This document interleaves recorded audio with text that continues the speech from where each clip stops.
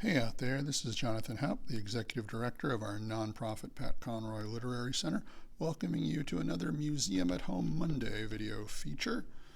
In honor of Mother's Day, I'll be sharing some of Pat's remembrances of his mother, Peg Conroy.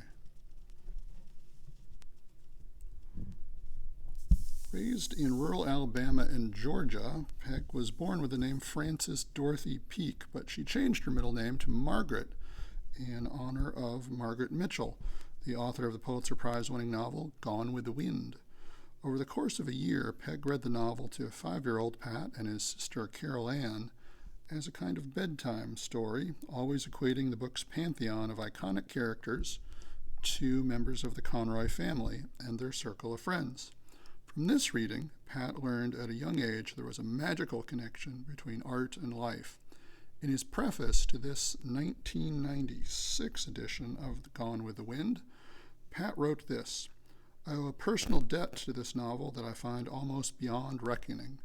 I became a novelist because of Gone with the Wind, or more precisely, my mother raised me up to be a Southern novelist, with strong emphasis on the word Southern, because Gone with the Wind set my mother's imagination ablaze when she was a young girl growing up, and it was the one fire of her bruised, fragmented youth that never went out." When my mother described the reaction of the city to the publication of this book, it was the first time that I knew that literature had the power to change the world.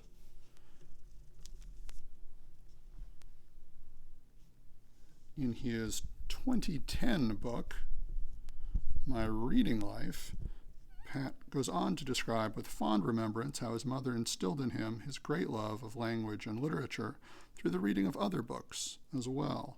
Pat concludes that chapter, The Lily, with this paragraph: "My mother hungered for art, for illumination, for some path to lead her to a shining way to call her own. She lit signal fires in the hills for her son to feel and follow. I tremble with gratitude as I honor her name." Happy Mother's Day from the Pat Conroy Literary Center.